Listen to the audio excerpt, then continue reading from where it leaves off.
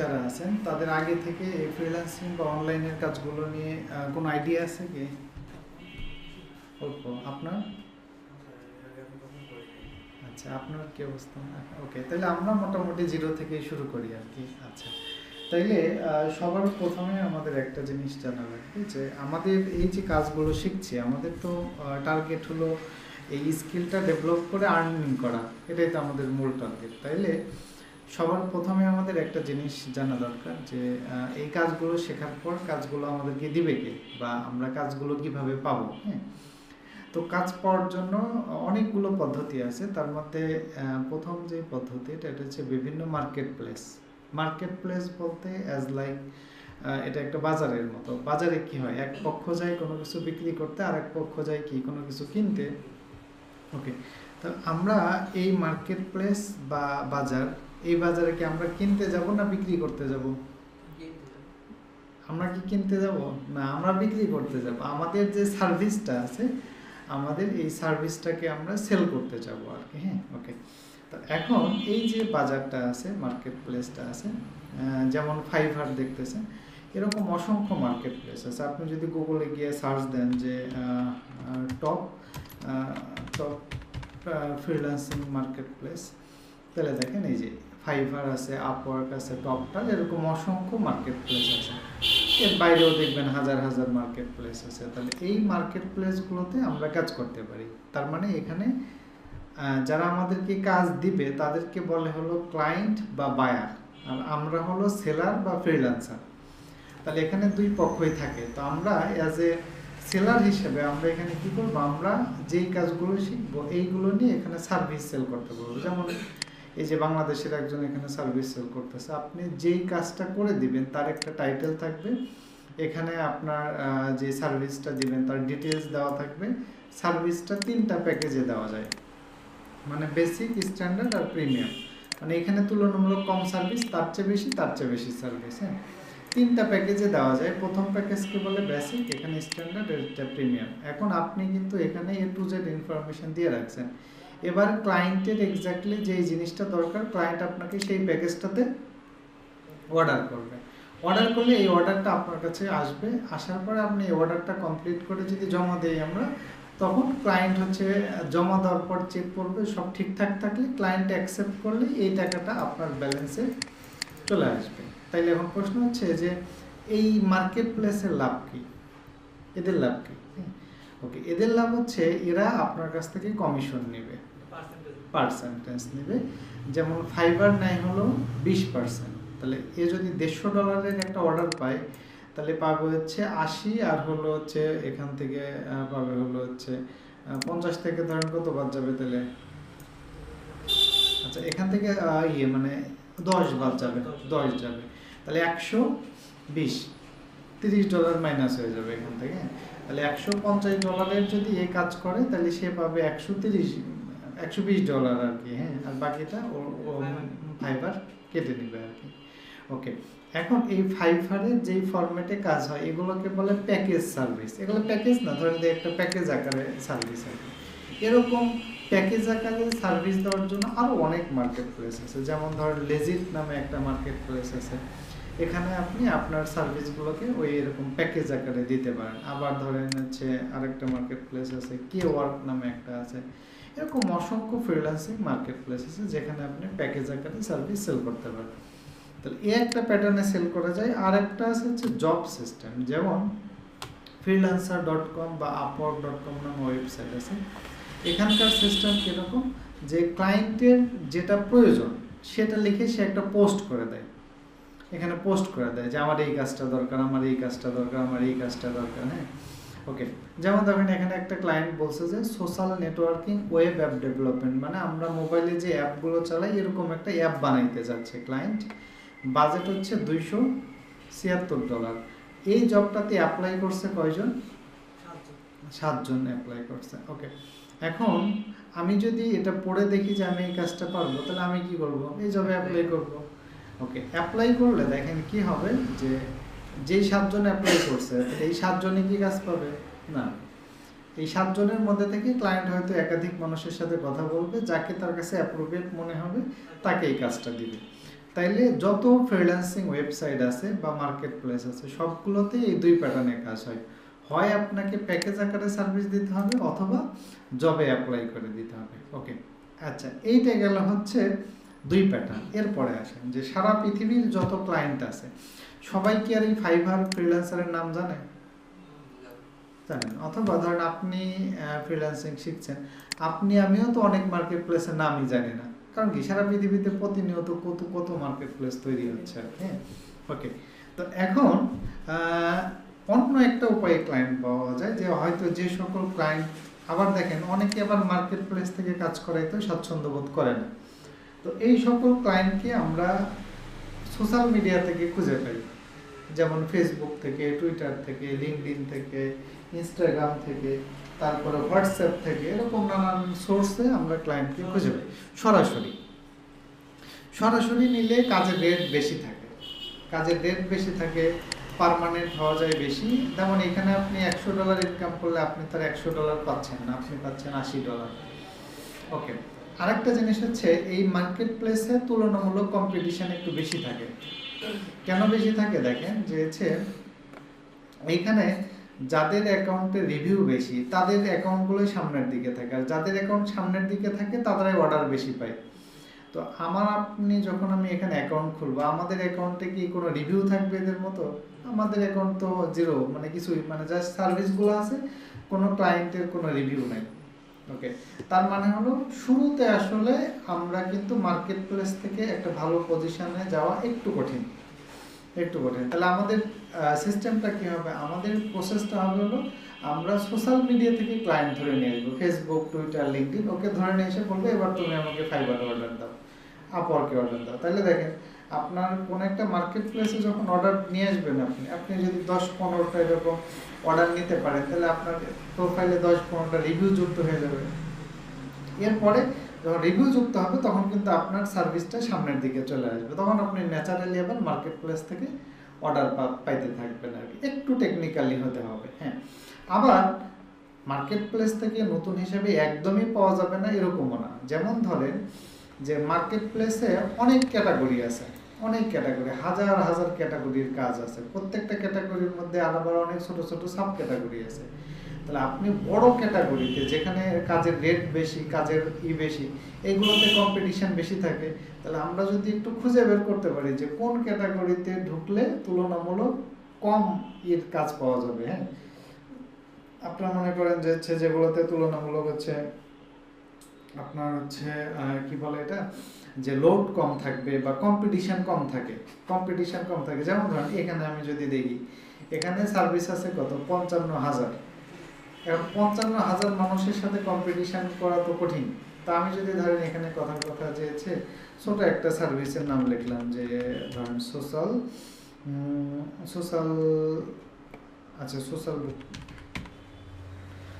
বুক marking, একটা ছোট একটা সার্ভিসের নাম লিখলাম। দেখেন এখানে সার্ভিসে 450 জন মাত্র। তাহলে আমি যদি এই ক্যাটাগরিতে সার্ভিস দিই, তাহলে আমার কম্পিটিশন কত, মাত্র 450 জনের সাথে, আর ওখানে 55,000-এর সাথে। তাহলে এই ক্যাটাগরিতে যদি আমি সার্ভিস সেল করার চেষ্টা করি, তাহলে আমি খুব সহজেই 2-3টা রিভিউ নিয়ে আসলে আমি সামনে অনায়াসে। যেমন দেখেন এই যে এর অ্যাকাউন্টে দেখেন, এ মাত্র কয়টা, 3টা রিভিউ পেয়ে একদম ফার্স্ট লাইনে চলে আসছে। আবার এরা বেশি পাইছে, আবার এরা হয়তো অনেকে আবার অনেক কম পেয়ে সামনের দিকে চলে আসছে। দেখবেন একটু নিচের দিকে গেলে যে এ 5টা পেয়ে সামনে পেজে আসছে, এ 5টা, এ মাত্র 3টা পেয়ে সামনে আসে। তাহলে আমাদের অ্যাকাউন্টে যদি আমরা 4-5টা রিভিউ নিতে পারি, তাইলেও কিন্তু এই ক্যাটাগরিতে সামনে চলে আসা যাবে। একটু টেকনিক্যাল করে কাজ করতে হবে আর কি। হ্যাঁ, আচ্ছা, এরপরে আছে রিমোট জব বলতে বোঝায় যে আপনি বাংলাদেশে বসেই বাইরের দেশের বিভিন্ন কোম্পানিতে জব করতে পারবেন, এটাকে বলে রিমোট জব। তো রিমোট জবের জন্য, মানে রিমোট জব খোঁজার জন্য ইন্টারন্যাশনাল অনেক ওয়েবসাইট আছে। তার মধ্যে একটা জনপ্রিয় ওয়েবসাইট হচ্ছে ইনডিড। ধর আপনি সোশ্যাল মিডিয়া ম্যানেজার হিসেবে কাজ করবেন, এখানে আমি দিলাম আমি রিমোট করব, আর এখান থেকে তাহলে এখানে দেখেন এই যে এগুলো যত জব দেখতেছেন সবই জবই হচ্ছে, যেমন সোশ্যাল মিডিয়া স্পেশালিস্ট। এখানে বছরে স্যালারি দিবে $68,000 থেকে $94,000 পর্যন্ত পার ইয়ার স্যালারি আছে। কি কি এক্সপিরিয়েন্স লাগবে, কি কি কাজ করতে হবে, এখানে ডিটেলস দেওয়া আছে। আপনি যদি পারেন তাহলে এই জবে অ্যাপ্লাই করতে পারেন। এরকম আরও অনেক জব সাইট আছে, যেমন ধরেন আপনারা সোশ্যাল মিডিয়া হিসেবে অনেকে লিঙ্কডইনের নাম জানেন। লিঙ্কডইন একই সাথে একটা সোশ্যাল মিডিয়া, আবার একই সাথে একটা এটা জব শেয়ারিং বা job posting site, job portal বলা যায়। হ্যাঁ, তো এখান থেকে দেখবেন এই যে জব আছে, এখানে জব সেকশন আছে, এখানেও বিভিন্ন জায়গায় জবে অ্যাপ্লাই করতে পারেন, অথবা আমরা পোটেনশিয়াল বিভিন্ন ক্লায়েন্টকে লিঙ্কডইনের মাধ্যমে খুঁজে পেতে পারি, খুঁজে পেয়ে তাদের সাথে আপনি পার্মানেন্ট জব করতে পারেন। ওকে, এগুলো গেল জব বা ক্লায়েন্টের কাজগুলো, কিন্তু এর বাইরেও কাজ করা যায়। এর বাইরে হচ্ছে ধরেন আমরা বিভিন্ন প্রোডাক্ট বা সার্ভিসের মার্কেটিং করে দিতে পারি, কোনো ক্লায়েন্টের কাজ না, বা আপনার নিজস্ব প্রোডাক্ট বা সার্ভিসের মার্কেটিং করতে পারেন। যেমন ধরেন আমি বলি যে এখানে আমি যদি একটা ওয়েবসাইট দেখাই, আমি একটা ওয়েবসাইট দেখাচ্ছি, একটা ওয়েবসাইট। ওকে, ওয়েবসাইট দেখতে পাচ্ছেন, দেখেন এই ওয়েবসাইটে আপনারা যখন বিভিন্ন ওয়েবসাইট ব্রাউজ করেন, দেখেন না ওয়েবসাইটে ডানে বামে অনেক অ্যাড আছে, এখানেও অ্যাড আছে, যে এগুলো হচ্ছে একটা অ্যাড হিসেবে। ধরেন আমাকে বলছে কি যে এই ছুরিটা সম্বন্ধে তারা ডিটেলস বলছে এবং কেনার জন্য কোন জায়গা থেকে বলছে, অ্যামাজন থেকে। আমি যদি এখান থেকে অ্যামাজন থেকে কিনি, তাহলে amazon.com ওয়েবসাইট থেকে এই ওয়েবসাইটের মালিক কমিশন পাবে। ঠিক আছে, তাহলে এরকম এগুলো আপনার ওয়েবসাইটে অ্যাড দেখানোর মাধ্যমে, অথবা আপনার ওয়েবসাইটে অন্যের সাথে কমিশন বেসিসে এরকম নানানভাবে কাজ করা যায়।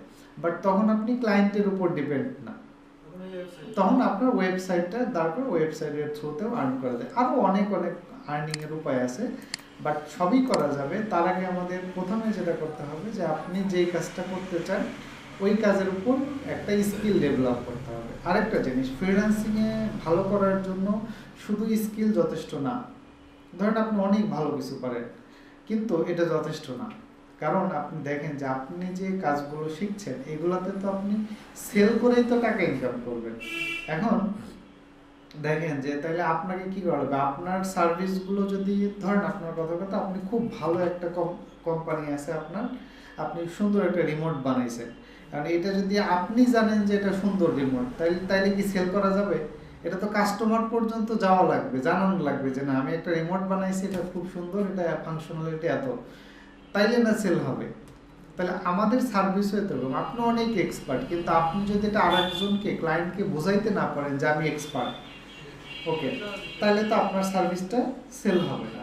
তাইলে এখানে একই সাথে আপনাকে কাজের স্কিল জানতে হবে, পাশাপাশি এই আপনার সার্ভিসটাকে আপনি কিভাবে সেলস করবেন, যেটাকে সেলস টেকনিক বলে, বা কমিউনিকেশন টেকনিক, অথবা প্রেজেন্টেশন। মানে আপনি যখন ধরেন আপনি ক্লায়েন্টের সাথে কথা বলেন, কিন্তু আপনার সার্ভিসটাকে তো সুন্দরভাবে প্রেজেন্ট করতে হবে যে না আমার আরেকটা জিনিস, কোনো সার্ভিস যখন আরেকজনের কাছে দেখাবেন মানে প্রেজেন্ট করবে, তখন তাকে তার লাভ দেখাইতে হবে যে তুমি এই সার্ভিসটা নিলে তোমার কি লাভ হবে।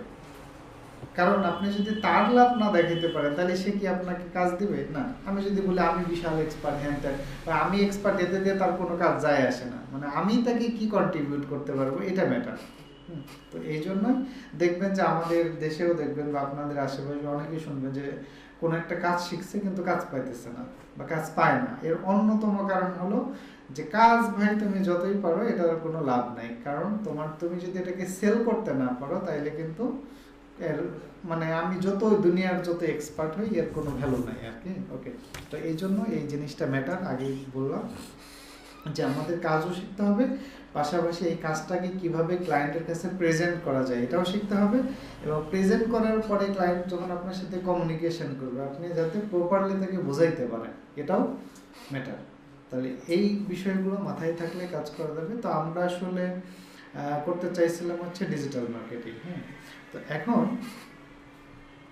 ডিজিটাল মার্কেটিং বলতে আসলে কি বোঝায়? মার্কেটিং জিনিসটা হলো কোনো প্রোডাক্ট বা সার্ভিস সেল করার জন্য কাস্টমার পর্যন্ত পৌঁছানোর যে প্রক্রিয়া সেটাই মার্কেটিং।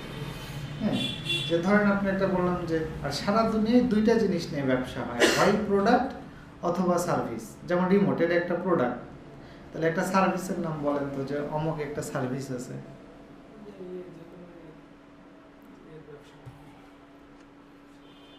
ধরেন একজন ডাক্তার, তার তো কোনো প্রোডাক্ট নাই, সে ডাক্তার বলেন, ইঞ্জিনিয়ার বলেন, উকিল বলেন, আমরা যেটা করতেছি আমাদের তো প্রোডাক্ট নাই, আমাদের তো সার্ভিস। তো দেখেন সারা দুনিয়াতেই দুইটা জিনিস নিয়ে ব্যবসা হয় প্রোডাক্ট নাহলে সার্ভিস। তো আপনার প্রোডাক্ট বা সার্ভিস কাস্টমারের কাছে রিচ করার যে প্রক্রিয়া বা রিচ করার যে প্রসেসগুলো আছে এগুলোই মার্কেটিং। এখন এই কাস্টমার পর্যন্ত পৌঁছানোর জন্য যদি আপনি অনলাইন ব্যবহার করেন তাহলে তখন তার নাম হয়ে যায় হচ্ছে ডিজিটাল মার্কেটিং, অথবা এটা আরেকটা নাম আছে ইন্টারনেট মার্কেটিং, কারণ আমি কাস্টমারের কাছে তো ইন্টারনেটের মাধ্যমেই পৌঁছাইতেছি। এখন ধরেন আপনি একটা কোম্পানি সম্বন্ধে জানার জন্য ধরেন যদি ফেসবুকে সার্চ দেন, ধরেন আমি যদি ফেসবুকে গিয়ে সার্চ করি যে ভেনাস আইটি ইনস্টিটিউট, তাইলে এই ভেনাস আইটি ইনস্টিটিউট সম্বন্ধে আমি এখানে তথ্য পাইলাম। তাহলে এই যে এইগুলো কি এমনি এমনি আসছে এখানে, এর পিছনে তো অবশ্যই কাজ করা লাগছে। মানুষ একজন কাস্টমার একটা ব্র্যান্ডের নাম লিখে সার্চ দিলে আমাদের তথ্যগুলো তাদের সামনে চলে যাচ্ছে, তাহলে এটাই তো একটা মার্কেটিং। আবার ধরেন হচ্ছে আপনি যখন ফেসবুকে যান, ফেসবুকে গেলে বিভিন্ন প্রোডাক্ট বা সার্ভিসের মার্কেটিং দেখেন, অ্যাড দেখেন, এই যে দুই পাশে কি দিচ্ছেন, অ্যাড দিচ্ছেন, তারপরে এখানে একটা অ্যাড দিচ্ছেন, তাহলে এদের একটা কি আছে, প্রোডাক্ট আছে। তাহলে এই প্রোডাক্টটা আপনার পর্যন্ত পৌঁছাইছে তারা কিভাবে, অ্যাডের মাধ্যমে, তাহলে এটাও একটা মার্কেটিং। আবার সবাই যে অ্যাডের মাধ্যমে মার্কেটিং করে তা না, যেমন ধরেন এখানে একজন পোস্ট দিছে আর কি, যে তার একটা সার্ভিস সেল করার নিয়ে এখানে একটা পোস্ট দিছে, এখানে সার্ভিস সেল করা নিয়ে এখানে পোস্ট দিছে। এখন সার্ভিস সেল করা নিয়ে যখন সে পোস্ট দিছে, তার মানে এটা কিন্তু সে অ্যাড দেয়নি, জাস্ট একটা পোস্ট দিছে, তার হয়তো নেটওয়ার্কে অনেক ফ্যান ফলোয়ার আছে, তারা যেন দেখে সেই জন্য সে পোস্ট দিছে।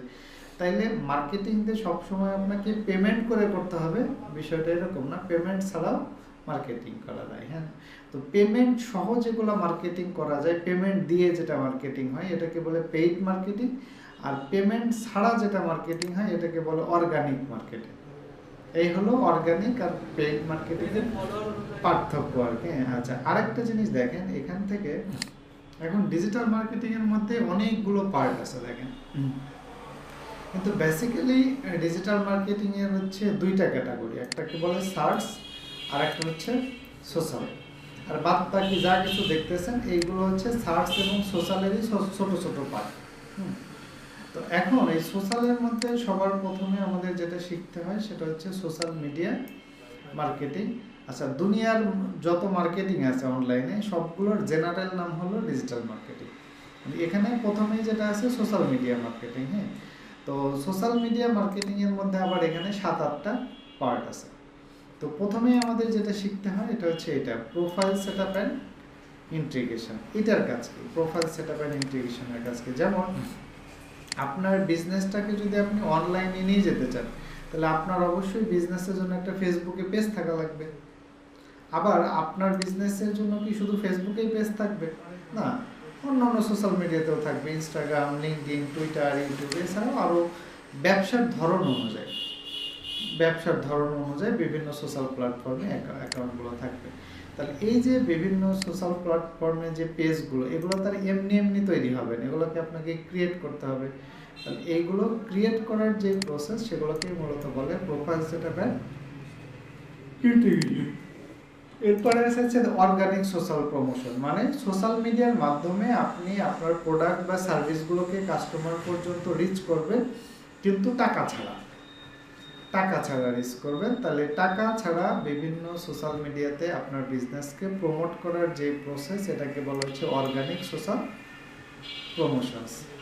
ওকে, আর অর্গানিকে এখান থেকে আমরা আরেকটু ব্যাক যাই। এটার পরে আমাদের আছে কি পেইড সোশ্যাল মিডিয়া, মানে টাকা দিয়ে যে দেখানো যায়, যার মানে ফেসবুকে যখন অ্যাড দিবেন এটা স্পন্সর অ্যাড যাবে, টুইটারে স্পন্সর অ্যাড, ইউটিউবে, প্রত্যেকটা সোশ্যাল প্ল্যাটফর্মেই কিন্তু অ্যাড আছে। কারণ কি দেখেন, সোশ্যাল প্ল্যাটফর্মগুলো কি আমাদের ইউজ করতে টাকা লাগে না, তার মানে কি, তাহলে তা আবার দেখেন ফেসবুকের মালিক তো সারা ওয়ার্ল্ডের প্রথম টপ 3 জন ধনীর একজন, তাহলে তার ইনকাম সোর্স কি, তার ইনকাম সোর্স হচ্ছে অ্যাড, ফেসবুকের যে অ্যাড। ফেসবুকের প্রায় 95% আর্নিংয়ে আসে হচ্ছে অ্যাড থেকে। শুধু বাংলাদেশের কথা যদি চিন্তা করেন, বাংলাদেশ থেকে প্রতি মাসে কয়েক হাজার কোটি টাকার অ্যাড চলে, কয়েক হাজার কোটি টাকার। একটা মনে করেন যে যারা ফেসবুক ভিত্তিক একটু বড় ব্যবসা করে, অ্যাজ লাইক দারাজ অথবা আপনার গ্রামীণ ফোন, এরাই প্রতি মাসে প্রায় 2 থেকে 3 কোটি টাকার অ্যাড দেয়। আর বাংলাদেশে ফেসবুক ভিত্তিক ছোট ছোট ই কমার্স ব্যবসা আছে 3 লাখেরও উপরে, তাহলে ধরেন যে এক একজন তো মানে অনেকেই আছে এর মধ্যে যে মাসে কেউ কেউ 8-10 হাজার ডলার, $20,000 অ্যাড দেয়, 20 লাখ, এমনকি অনেকে, যেমন আমার এক ফুফাতো ভাই আছে, ও হলো পার ডে হচ্ছে প্রায় $500 অ্যাড চালাই হলো পার ডে। তাহলে মাসে দেখেন কত হয়, $15,000 অ্যাড, বিশাল। তো এরকম ধরেন যে 3 লাখ মানুষ যদি অ্যাড চালায়, এর বাইরে এত ই কমার্স ব্যবসা করে যারা, এর বাইরেও অ্যাড আছে। যেমন ধরেন আমাদের আইটি প্রতিষ্ঠান আছে, আমরাও অ্যাড চালাই। তাহলে এরকম মোটামুটি অলমোস্ট সবাই ফেসবুকে কোনো না কোনো বিষয়ের উপর অ্যাড চালায়। তাহলে এটা মার্কেটটা অনেক বড়। বাংলাদেশে 2টা প্ল্যাটফর্মে সবচেয়ে বেশি অ্যাড চলে, একটা হচ্ছে ফেসবুক আর একটা হচ্ছে ইউটিউব। কারণ আমরা তো টুইটার, লিঙ্কডইন, ইউটিউব এগুলো অন্যান্যগুলো ততটা ব্যবহার করা হয় না। আচ্ছা, এরপরে আমাদের শিখতে হবে হচ্ছে এটা, সোশ্যাল মিডিয়া ম্যানেজমেন্ট। যেমন ধরেন যে যারা কোনো সেলিব্রিটি বা কোম্পানি, ধরেন কথার কথা বিআরবির কথাই বলি, বিআরবির যে সোশ্যাল মিডিয়াগুলো আছে, বিআরবি কেবলস, এগুলো কি বিআরবির মালিক বসে বসে চালায়? না, এর জন্য আলাদা লোক রাখা আছে, ব্যক্তি। আবার ধরেন যে কোনো cricket player, celebrity, Shakib Al Hasan বলেন, তামিম ইকবাল বলেন, তাদের কিন্তু আলাদা ম্যানেজার আছে। তাইলে এই বিভিন্ন কোম্পানিরও হতে পারে বা কোনো ব্যক্তিরও হতে পারে। কোনো কোম্পানি বা ব্যক্তির নামে যদি আপনি সোশ্যাল মিডিয়ার মানে অ্যাকাউন্টগুলো যদি আপনি দেখাশোনা করেন, তাহলে এই কাজগুলোকে বলা হলো সোশ্যাল মিডিয়া ম্যানেজমেন্ট। আর এই কাজগুলো যারা করে তাদেরকে বলে সোশ্যাল মিডিয়া ম্যানেজার। ঠিক আছে, ওকে। তাহলে এখানে আমরা শিখবো যে বিভিন্ন ক্লায়েন্টকে কিভাবে সোশ্যাল মিডিয়া ম্যানেজারের সার্ভিস দেওয়া যায়। আচ্ছা, আর এরপরে হলো এই পাশে আরও 3টা আছে, সোশ্যাল কন্টেন্ট। যখন আপনি ম্যানেজার হিসাবে জব করবেন, তখন আপনার হচ্ছে সোশ্যাল মিডিয়াতে অবশ্যই পোস্ট করা লাগবে। মানে কি পোস্ট করবেন, যে কন্টেন্টগুলো, যেমন হচ্ছে আপনি ছবি পোস্ট করেন বা ভিডিও পোস্ট করেন বা কোনো কিছু ক্যাপশন লিখে পোস্ট করেন, এগুলো তো ক্লায়েন্ট দিবেন না, এগুলো আপনাকেই তৈরি করতে হবে। কারণ ক্লায়েন্ট যদি ওগুলো তৈরি করতে সময় থাকে তাহলে আর পোস্ট করতে কতক্ষণ? সোশ্যাল মিডিয়াতে এমন না যে পোস্ট করতে অনেক কিছু ফিল আপ করতে হয়, এমন না, জাস্ট ছবি দিলেন, ক্যাপশন দিলেন, পোস্টে ক্লিক করলে পোস্ট হয়ে গেল, শেষ। বাট এই সোশ্যাল মিডিয়া ম্যানেজার হিসেবে আপনাকে অবশ্যই সোশ্যাল কন্টেন্টগুলো মেক করতে হবে। আরেকটা হচ্ছে সোশ্যাল মিডিয়া স্ট্র্যাটেজি, কোন সময় কোন টপিকসের উপর পোস্ট দিলে এটা আপনার কাস্টমারের সাথে এঙ্গেজমেন্ট ভালো হবে। যেমন যদি আপনি গ্রামীণফোনের ফেসবুক পেজ চেক করেন, দেখবেন যে যখন ক্রিকেট খেলা হয় তাদের সব পোস্ট হলো ক্রিকেট নিয়ে, আবার যখন ফুটবল খেলা হয় তখন ফুটবল নিয়ে, আবার যখন কুষ্টিয়াতে লালনের মেলা হলো সব পোস্ট এটা নিয়ে, আবার বন্যা দুর্গত এলাকায় তাদের ধরেন যে একটা প্রমোশন চালাই দিল যে বন্যা দুর্গত এলাকায় জিপি টু জিপি কল করা একদম ফ্রি। ওকে, তাইলে এই যে দেখেন কখন কোনটা পোস্ট করবে, এটার জন্য চিন্তা ভাবনা করার জন্য কিন্তু আলাদা একটা টিম থাকে, বড় কোম্পানির আলাদা টিম থাকে। বাট আমরা যখন সোশ্যাল মিডিয়া ম্যানেজার হিসেবে কাজ করব, তখন তার ওই চিন্তা করার জন্য তার আলাদা কাউকে রাখবে না।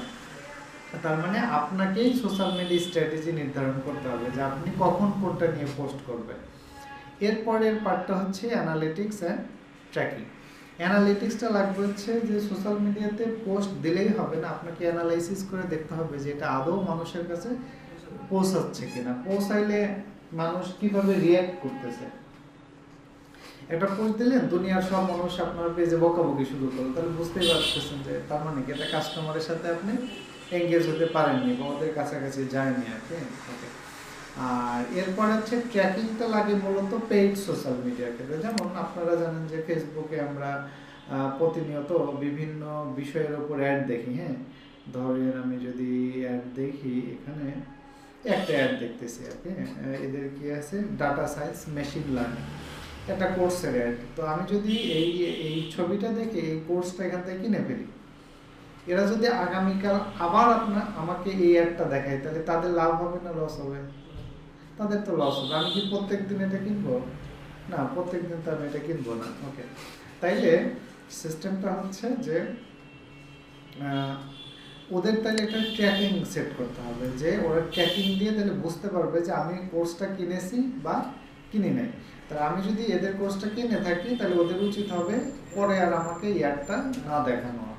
ওকে, তাহলে এটার জন্য আমাদের লাগে হচ্ছে ট্র্যাকিং। তাহলে এই সব কিছু মিলে হলো সোশ্যাল মিডিয়া মার্কেটিং। এখান থেকে আরও কিছু আছে সোশ্যাল মিডিয়ার মধ্যে, যেমন সোশ্যাল কমার্স। সোশ্যাল মিডিয়ার থ্রুতে যখন এই যে দেখবেন ফেসবুকের পেজ থেকে মানুষ বিভিন্ন কিছু বিক্রি টিক্রি করে, তাহলে এগুলোকে বলে সোশ্যাল কমার্স। আরেকটাকে বলে ইনফ্লুয়েন্সার মার্কেটিং। ইনফ্লুয়েন্সার মার্কেটিং কারণ যেমন এই যে সোশ্যাল মিডিয়াতে যারা খুব পরিচিত ফেস, সেলিব্রিটি টাইপ, হ্যাঁ, সেলিব্রিটি হওয়া লাগবে না, কারণ অনেকে দেখবেন যে কন্টেন্ট ক্রিয়েট করে অনেক সেলিব্রিটি টাইপের সবাই চিনে। এবং বর্তমানে বাংলাদেশে হয়তো দেখছেন যে অনেকে কন্টেন্ট ক্রিয়েটর দিয়ে অন্যান্য বড় বড় কোম্পানি অ্যাড বানায়। কারণ কি? বা ধরেন ক্রিকেট প্লেয়ার দিয়ে বড় বড় কোম্পানি অ্যাড বানাচ্ছে, কারণ ইনফ্লুয়েন্সার, এদেরকে ইনফ্লুয়েন্সার বলে, এদেরকে মোটামুটি সবাই চিনে। তাহলে এদেরকে দিয়ে অ্যাডভার্টাইজমেন্ট করলে মানুষ সহজে মনে রাখতে পারে। যেমন মনে রাখলো যে তামিম ইকবাল নগদের অ্যাড করছে, তারপরে অমুক অমুকের অ্যাড করছে, এটা মনে রাখাটা সহজ। তাহলে এরকম যারা সোশ্যাল মিডিয়াতে বেশ জনপ্রিয় তাদেরকে দিয়ে যে মার্কেটিং করানো হয়, এটাকে বলা হলো আপনার ইনফ্লুয়েন্সার মার্কেটিং। আরেকটা আছে কমিউনিটি ম্যানেজমেন্ট। এটা মূলত কমিউনিটি ম্যানেজমেন্ট সোশ্যাল মিডিয়া ম্যানেজমেন্টেরই একটা অংশ। যেমন ধরেন সোশ্যাল মিডিয়াতে আমরা কি করি, যে সোশ্যাল মিডিয়াতে ধরেন আপনার একটা ক্লায়েন্টের পেজ আছে যেখানে 10 লাখ ফলোয়ার। তাহলে 10 লাখ ফলোয়ার মানে কি? এটাকে বলে কি 10 লাখের কমিউনিটি। তাহলে এই কমিউনিটির সাথে এঙ্গেজ থাকা, তাদের বিভিন্ন অফার দেওয়া, পোস্টের রিপ্লাই করা, তাদের মেসেজের রিপ্লাই করা, তাদের সাথে কানেক্টেড থাকা, এগুলোকেই মূলত বলা হয়েছে কমিউনিটি ম্যানেজমেন্ট। আর এই সব কিছু মিলেই হলো সোশ্যাল মিডিয়া মার্কেটিং। এরপরে আমাদের যেটা শিখতে হয় সেটা হচ্ছে সার্চ ক্যাটাগরিতে। সার্চ ক্যাটাগরিতে এটাকে বলে সার্চ ইঞ্জিন অপটিমাইজেশন বা এসইও। এসইও জিনিসটা কি? যেমন আমরা প্রতিনিয়ত দেখবেন যে বিভিন্ন কিছু খোঁজার জন্য গুগলে সার্চ দিই না, তথ্য বা অনেক কিছুর জন্য। তো যখন আমরা গুগলে সার্চ দিই দেখবেন যে সচরাচর আমরা এই প্রথম পেজটাই বেশি ব্রাউজ করি, পরের পেজগুলোতে কি আমরা যাই? পরের পেজগুলোতে খুব একটা যাওয়া হয় না আর কি। যাওয়া হয় না বলতে একান্তই যাওয়াই হয় না বলা যায় আর কি।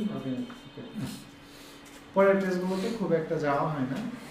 কিন্তু আপনি একটা জিনিস খেয়াল করেন, আপনি কোনো কিছু লিখে সার্চ দেওয়ার পরে টুলস বাটনে যদি আপনি ক্লিক করেন, টুলস বাটনে ক্লিক করলে দেখেন এখানে ওয়েবসাইট আছে টোটাল 9,39,00,000।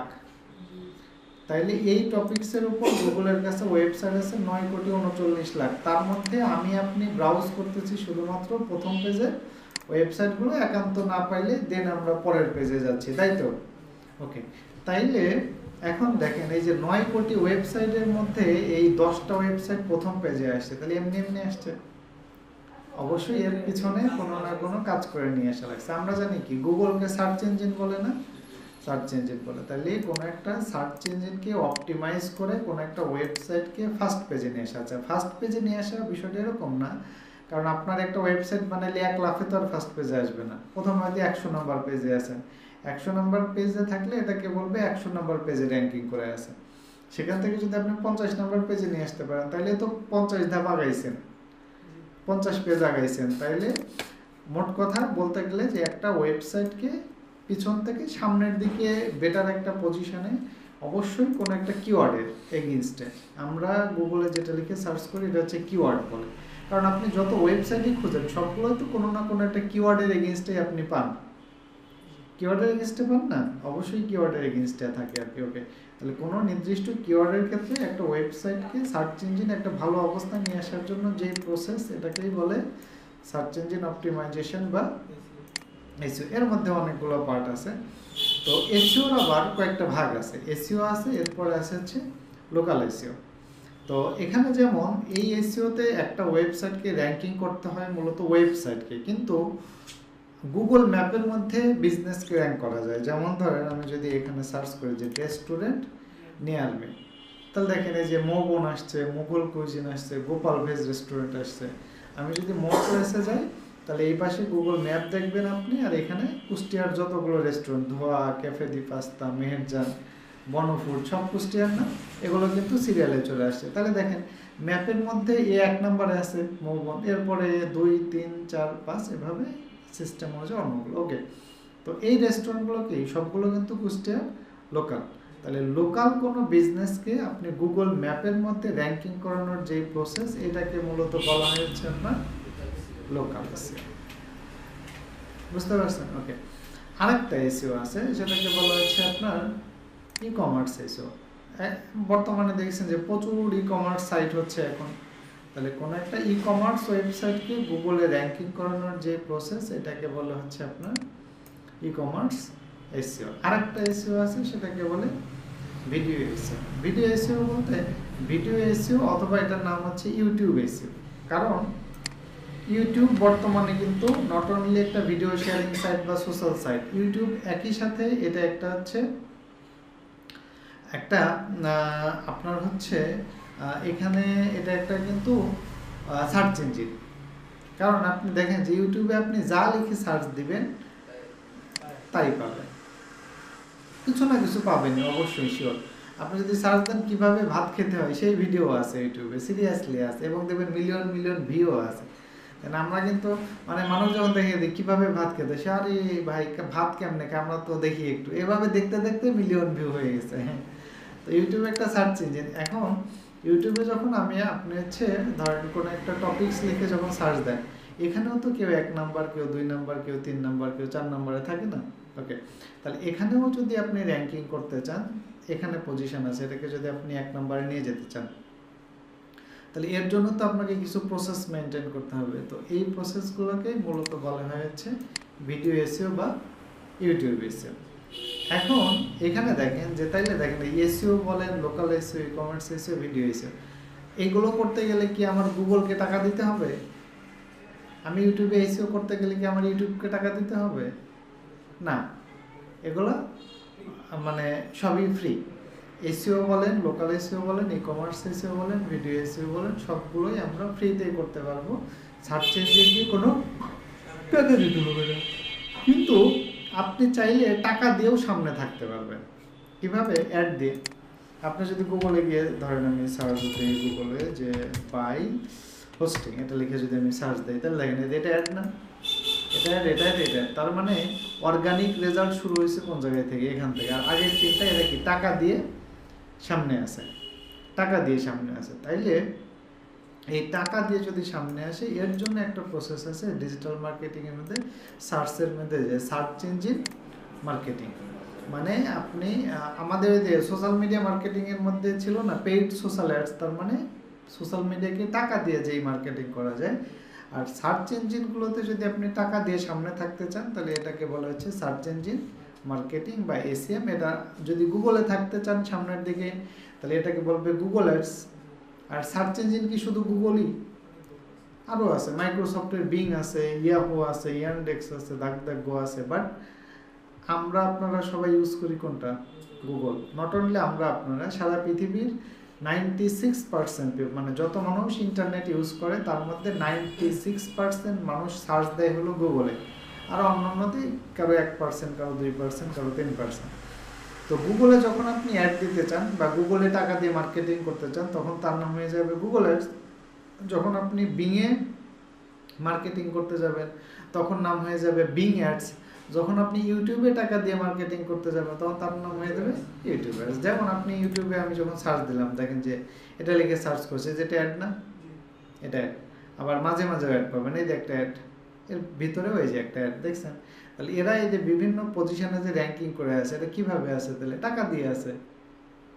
কনসেপ্ট বুঝতে পারছেন? ওকে, তাইলে আমরা হলো এই দেখেন যে ডিজিটাল মার্কেটিং এর মধ্যে, সেটা সার্চ বলেন, সোশ্যাল বলেন, দুইটাতেই কিন্তু দুই ধরনের মার্কেটিং থাকবে। একটা হচ্ছে পেইড থাকবে, আর একটা হচ্ছে ফ্রি থাকবে বা অর্গানিক থাকবে। তো আমাদের মূল ফোকাস হচ্ছে আপাতত অর্গানিকটা করা। আর দেন অর্গানিকটা শেষ হলে দেন আমরা পেইড করবো আর কি। হ্যাঁ, ওকে। তো আমরা আজকে হলো জাস্ট একটা ইন্ট্রোডাকশন ক্লাস, যে আমরা কি কি করতে চাচ্ছি, কিভাবে করতে চাচ্ছি। নেক্সট দিন থেকে আর কোনো ইন্ট্রোডাকশন নাই, নেক্সট দিন থেকে সরাসরি আমরা কাজে চলে যাব। তো আমরা শুরু করবো হলো এখান থেকে, সোশ্যাল থেকে। হ্যাঁ, সোশ্যাল থেকে। তো তার আগে আমাদের হচ্ছে নেক্সট ক্লাসে আমরা যেই কাজগুলো শিখবো, আমাদের একটা হোয়াটসঅ্যাপ গ্রুপ থাকবে এবং একটা প্রাইভেট একটা থাকবে ফেসবুক গ্রুপ, দুইটা আলাদা আলাদা গ্রুপ থাকবে। তো আপনাদের প্রতিদিন যে ক্লাসগুলো হবে ওইগুলো রেকর্ড থাকবে। সেই রেকর্ডগুলো হচ্ছে আমরা, কেউ চাইলে আপনারা এখান থেকে ফোনে অথবা পেন ড্রাইভে নিয়েও যেতে পারেন, আবার চাইলে হলো গ্রুপগুলোতে আমরা গুগল ড্রাইভে আপলোড করে দেবো, ওখান থেকেও নিতে পারেন। আর কেউ যদি কোনোদিন মানে মিস করেন, মানে আসতে না পারেন, তাইলে অবশ্যই আগে থেকে হোয়াটসঅ্যাপে জানিয়ে দিবেন যে আমি আজকে আসতে পারছি না। অথবা কেউ যদি মনে করেন যে আসতে সমস্যা হচ্ছে কোনো কারণে, তাইলে চাইলে ক্লাস শুরু হওয়ার 10 মিনিট আগে হোয়াটসঅ্যাপে নক দিলে আমরা আপনাদের সাথে অনলাইনে ক্লাসের লিঙ্ক শেয়ার করে দিব। তাহলে কোনো কারণে একান্ত প্রয়োজন থেকে যদি আসতে না পারেন, সেই ক্ষেত্রে আপনি হলো বাসায় বসেও ক্লাস করতে পারবেন। আর রেকর্ড তো থাকবেই, প্রত্যেক দিন রেকর্ড হবে আর কি।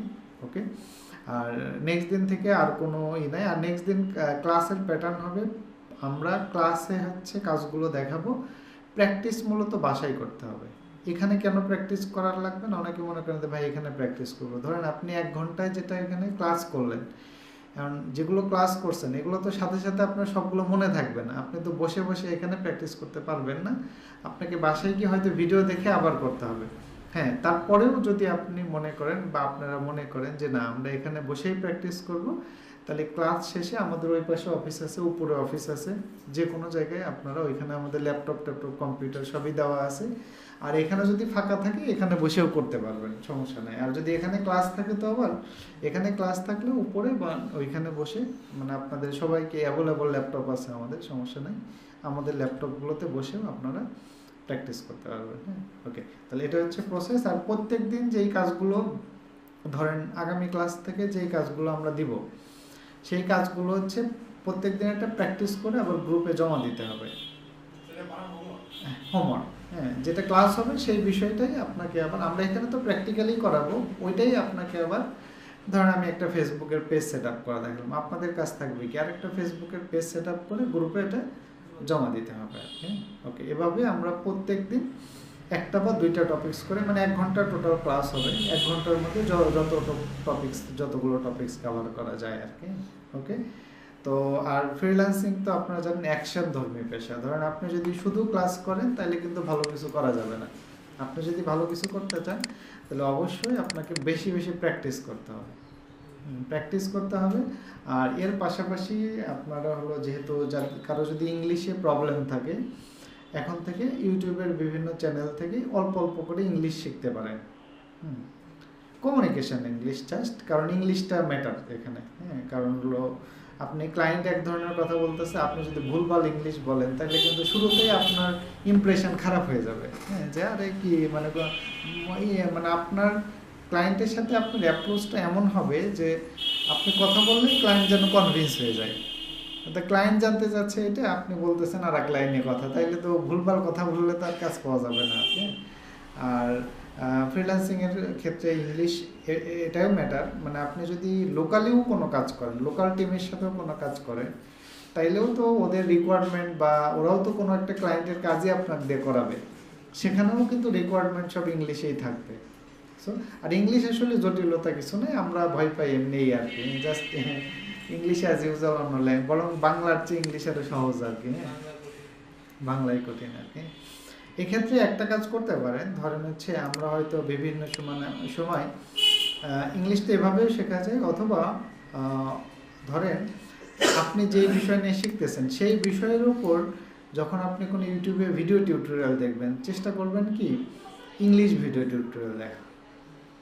যদি এখন বাংলাতে পর্যাপ্ত রিসোর্স আছে ইউটিউবে, বাট ইংলিশে দেখলে কি হবে, ওই যে ওদের কাছ থেকে ওদের কিভাবে মানে টেকনিক্যাল বিষয়গুলো বলে বা বলতেছে, বা এটা শুনতে শুনতে মনে করেন যে আপনি ইংলিশে এমনি, কারণ আপনি যখন ছোট ছোট ক্লায়েন্টের সাথে যখন কাজ করবেন তখন চ্যাটিং করলেই হবে, কিন্তু বড় প্রজেক্ট, যেগুলো বড় বড় প্রজেক্টে যখন আপনি কাজ করবেন তখন কিন্তু আপনাকে অবশ্যই ভয়েস কলে কথা বলতে হবে বা ভিডিও কলে কথা বলতে হবে, মিটিং করতে হবে। আর যদি ছোট ছোট কাজ করেন, যেমন এখানে এরকম মার্কেট প্লেসের যেগুলো কাজ হয়, মার্কেট প্লেসের কাজগুলোতে ক্লায়েন্টের সাথে ডিরেক্টলি কোনো কথা বলতে হয় না, জাস্ট চ্যাটিং, যতগুলো ফ্রিল্যান্সিং মার্কেট প্লেসে। কিন্তু আপনি যখন সোশ্যাল মিডিয়ার থ্রুতে বড় কোনো ক্লায়েন্ট ধরতে যাবেন বা আপনি এখানে বসে রিমোট কোনো জব করতে যাবেন, তখন কিন্তু আপনাকে অবশ্যই মিটিং করতে হবে আর কি, এটা মাথায় রাখতে হবে। তবে ওগুলো নিয়ে খুব একটা প্রবলেম হয় না। আর আপনি ওই প্রথমবার ভুলভাল বললেও দু একটা বলার পর ঠিক হয়ে যাবে আর কি। হ্যাঁ, মানে আপনাকে জাস্ট প্রথম তো একবার ফেস করতে হবে, ডিফিকাল্টি যাই হোক ফেস করলে দেখবেন আপনার কনফিডেন্স চলে আসবে। 1-2 বার বললে দেন আপনি দেখবেন যে আর কোনো প্রবলেম নেই। ওকে।